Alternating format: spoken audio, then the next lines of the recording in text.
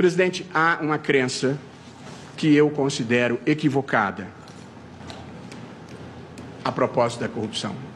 E acho que nós precisamos requalificar isso nesse momento brasileiro.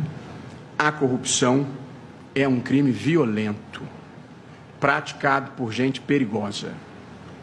É um equívoco supor que não seja assim.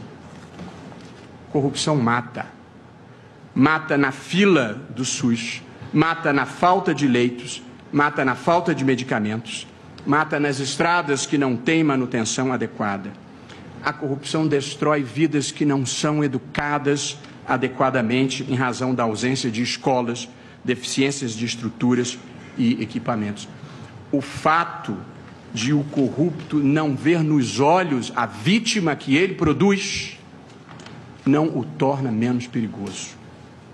A crença de que a corrupção não é um crime grave e violento e de que os corruptos não são perigosos nos trouxe até aqui, a esse quadro sombrio em que recessão, corrupção e criminalidade elevadíssima nos atrasam na história e nos retêm como um país de renda média que não consegue furar o cerco.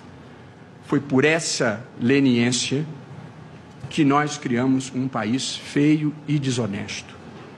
Note-se bem, não se trata de punitivismo, não se trata de jacobinismo, nem a crença em vingadores mascarados, nem Robespierre, nem Savonarola. Nós estamos falando de gente que teve devido processo legal, direito de defesa e que foi condenado, ou com trânsito em julgado ou em segundo grau de jurisdição. Nós estamos falando do cumprimento da pena fixada pelo Poder Judiciário depois de respeitadas todas as garantias. A interpretação da Constituição, presidente, não pode ser indiferente a este quadro que existe no Brasil. A corrupção no Brasil não foi produto de pequenas falhas individuais, de pequenas fraquezas humanas. Ela foi produto de esquemas profissionais de arrecadação e de distribuição de dinheiros desviados. E envolveu agentes públicos, agentes privados, empresários, empresas estatais, empresas privadas, membros do Legislativo, membros do Congresso, membros dos partidos políticos.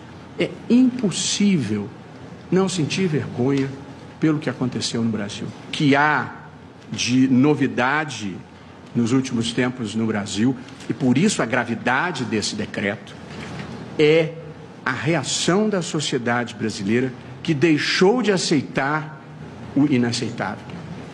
Quem quer que ande pelo Brasil com olhos de ver e ouvidos de escutar, verifica a imensa demanda por integridade, por idealismo, por patriotismo que existe em toda parte do Brasil, vindo de baixo para cima. E esta é a energia que muda paradigmas. Esta é a energia que empurra a história na direção certa. E acho que, em muitas matérias, nós não somos atrasados por acaso. Nós somos atrasados porque o atraso é bem defendido. Há uma imensa reação e situaria claramente este indulto nesta reação do pacto oligárquico. Na verdade, o enfrentamento à corrupção no Brasil depara-se com 3 grandes obstáculos que é importante que as pessoas tenham a percepção. Porque ela foi um fenômeno muito abrangente, de grande contágio, multipartidário, e que vai da esquerda à direita, da direita para a esquerda. Um fenômeno sem... O pacto oligárquico derrotou o pacto que nós precisamos celebrar, que é um pacto de integridade no Brasil. Mas os 3 obstáculos são: primeiro, parte do pensamento progressista no Brasil acha que os fins justificam os meios e que a corrupção nada mais é do que uma nota de pé de página na história. Não é, eles estão errados. A corrupção drena recursos que deveriam ir para a melhoria dos serviços públicos. A corrupção cria uma relação pervertida entre a cidadania e o Estado, porque se o Estado é incorreto, o cidadão acha que também pode ser incorreto. A corrupção cria um clima de desconfiança generalizada na sociedade, porque passa a ser legítimo passar os outros para trás. O segundo obstáculo é que parte do pensamento conservador no Brasil entende que corrupção ruim é a dos outros, é a dos adversários. Se for a daqueles que atendem aos meus interesses, ela não é tão grave assim. Se for a corrupção dos companheiros de pôquer, de salões ou de vernissagens.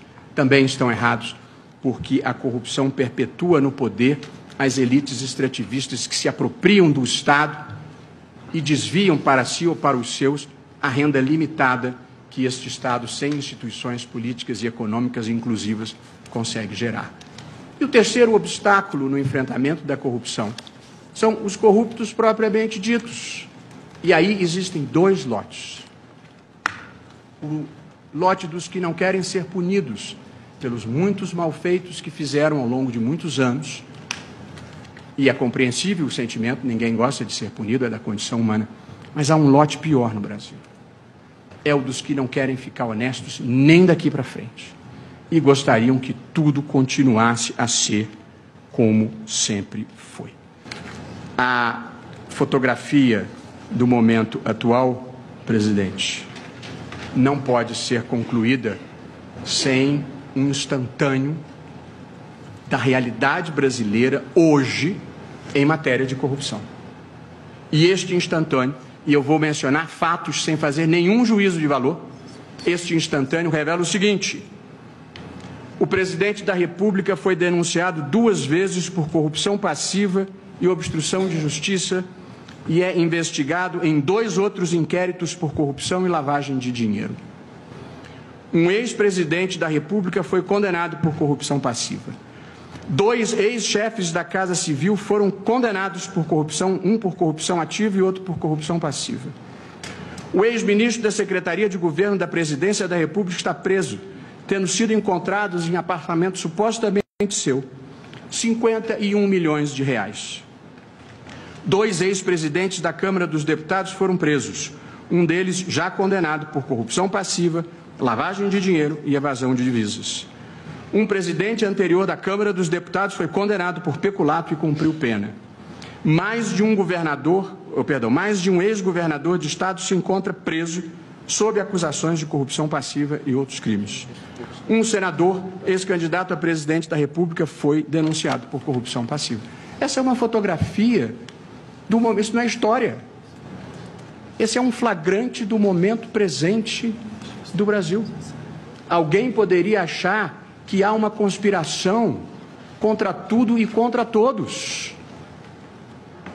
O problema desta versão são os fatos, os áudios, os vídeos, as malas de dinheiro, os apartamentos repletos, assim como as provas que saltam de qualquer compartimento que se abra.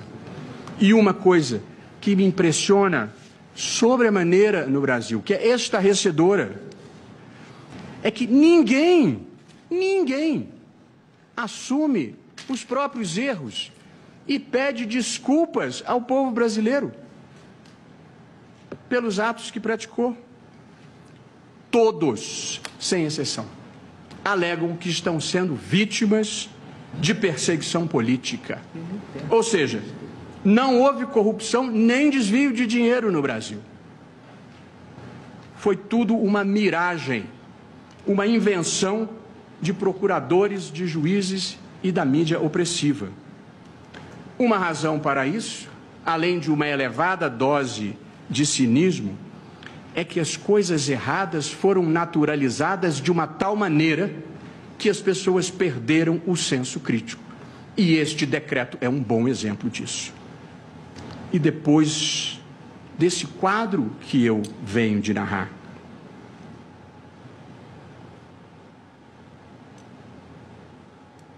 um indulto libera todas essas pessoas? E o Supremo chancela isso? Que mensagem nós vamos passar para a sociedade brasileira? Que país nós estamos criando?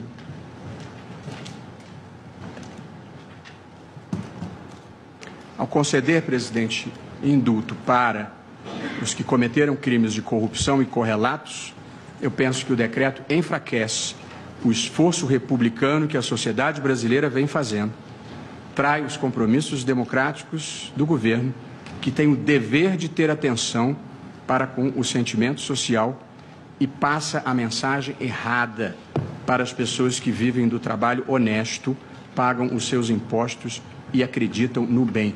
O indulto dá incentivos errados para as pessoas erradas e cria o cenário para sermos o paraíso de corruptores, corruptos, peculatários, prevaricadores e fraudadores de licitações. Gente que nos atrasa na história. Claro que ninguém diz que é a favor da corrupção, todo mundo é contra, mas em seguida vem um fundamento formal para liberar a farra.